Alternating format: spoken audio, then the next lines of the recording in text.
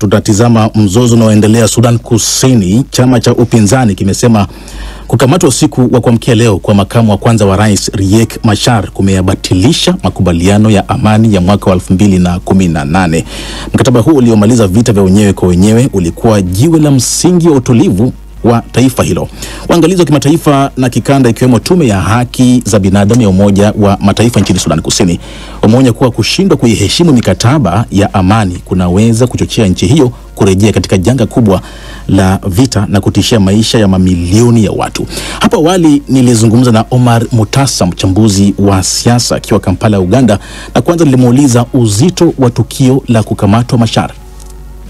Uzito wa kukamatwa kwa Machar uzito upo kwa sababu ukiangalia katika makabila 64 ya Sudan Kusini, kabila la Nuer la Riek Machar ndio kabila la pili kwa ukubwa. Kwa hivyo hili ni swala ambalo bila shaka patakuwepo vurumai, patakuwepo watu, hali ya wasiwasi itajitokeza, ilivyokuwa kwamba Machar ndio mtu ambaye pia ana wafasi wengi katika chama chake cha SPLM-IO.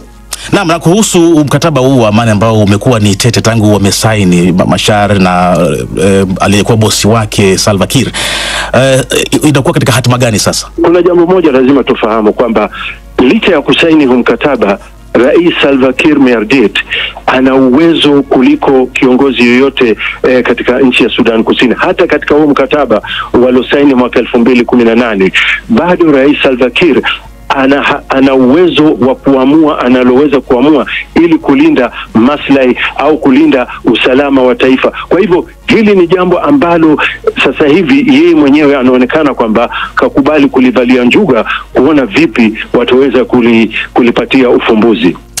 Omar, katika siku za karibuni, nasema wiki za karibuni, hali imekuwa ikishuhudiwa ya kutokota, na tumeshuhudia Kiir akiwakamata watu ambao ni wa karibu sana na Riek Machar, na tumeona jeshi la Uganda likiingia Juba. Hali hii haikuwa na nafasi ya kuanzisha mazungumzo pengine kwa pande zote mbili na hata katika pengine taasisi za kikanda? Usisahau kwamba katika nchi ya Sudan Kusini kuna kundi la Umoja wa Mataifa la UNAMIS lipo pale, na siku zote ndo kundi la kwanza kuingia katika mazungumzo.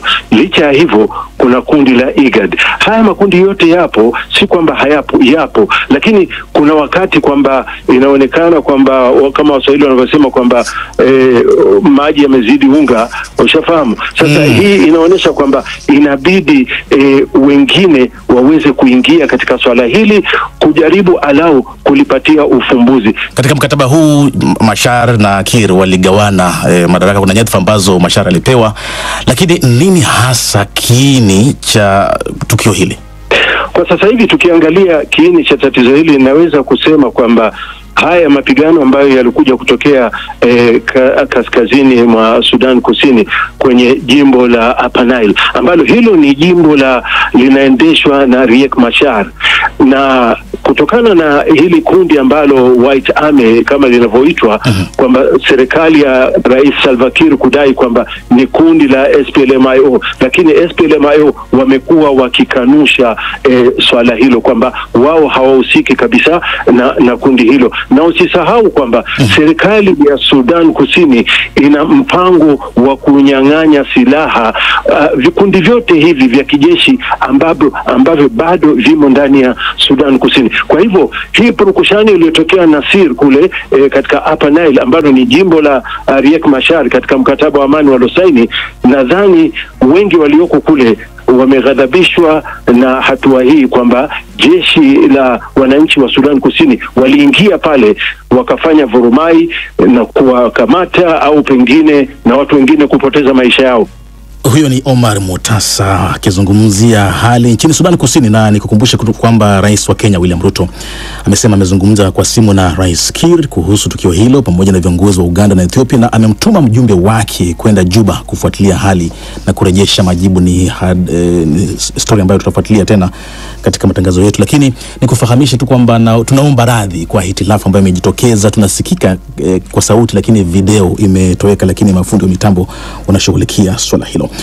Tuelekee Tanzania ambapo Rais wa Jamhuri ya Muungano wa Tanzania Samia Suluhu Hassan leo amepokea ripoti ya mkaguzi wa hesabu za serikali CAG iliyobainisha ongezeko la deni la taifa kutoka shilingi trilioni 82.25 za Kitanzania hadi trilioni 97.35 kwa mwaka wa fedha wa 2023-2024, huku ripoti ya mamlaka ya kuzuia na kupambana na rushwa TAKUKURU katika taifa hilo la Afrika Mashariki ikibaini madudu na ukwepaji wa kodi katika taasisi za umma. Florence Majani ana mengi katika ripoti ifuatayo. Mkaguzi mkuu wa hesabu za serikali Tanzania Dr. Charles Kichere na mkurugenzi wa TAKUKURU Crispin Chalamila leo walikuwa mbele ya Rais wa Jamhuri ya Muungano wa Tanzania Samia Suluhu Hassan wakitimiza jukumu lao la kikatiba kwa kuwasilisha taarifa za kiutendaji za taasisi na mashirika ya umma kwa mwaka 2023-2024. Deni la serikali lilifikia shilingi trilioni 97.35. Mara baada ya kupokea ripoti hizo, Rais Samia amesema serikali ipo tayari kuendelea kufanyia kazi maoni na mapendekezo yaliyotolewa na taasisi hizo. Sisi upande wa serikali tuko tayari kuendelea kufanyia kazi maoni na mapendekezo yaliyotolewa ndani ya taarifa hizi mbili. Awali akisoma ripoti yake mbele ya Rais, Dr. Kichere alisema ripoti yake imebaini kuwa deni la taifa limeongezeka kutoka shilingi trilioni 82.25 hadi shilingi trilioni 97.3 kwa mwaka wa fedha 2023-2024. Pamoja na deni la taifa, ripoti ya CAG imeonyesha kuwa shirika la ndege la ATCL limepata hasara ya shilingi 91.8 bilioni kwa mwaka wa fedha 23-24, ikiwa ni ongezeko la hasara kutoka shilingi bilioni 56.6. Pamoja na ATCL, shirika la reli Tanzania TRC nalo limepata hasara ya shilingi bilioni 224 ikilinganishwa na hasara ya bilioni 102 kwa mwaka wa fedha 22-23. Ama mara baada ya kutolewa kwa ripoti hii, wachambuzi wa masuala ya uchumi, diplomasia pamoja na utawala bora walitoa maoni yao, hasa wakijikita katika hasara zilizojitokeza kwenye mashirika na taasisi za serikali. Profesa Ibrahim Bakari ni mchambuzi wa masuala ya uchumi kutoka Chuo Kikuu cha Dar es Salaam. Lakini hatutegemei kwamba kwa miaka hii michache iliyopita, miaka inayokuja mbele kwamba shirika la ndege la Tanzania litaendelea, uwezekano mkubwa litaendelea kupata hasara, na ili liweze kuishi serikali italazimika kuendelea kutoa ruzuku. Ukaguzi wa CAG kadhalika ulibaini kuwa halmashauri 37 zilikusanya shilingi bilioni 3.45 ambazo hazikuwekwa kwenye akaunti rasmi za serikali, kitendo kinachoashiria ubadhirifu wa fedha za umma. Kuhusu rushwa na matumizi mabaya ya rasilimali za umma, mtaalamu wa uchumi Oscar Mkude amesema taarifa hii imekuja wakati mbaya ambapo hata hilo deni la taifa nalo linaongezeka.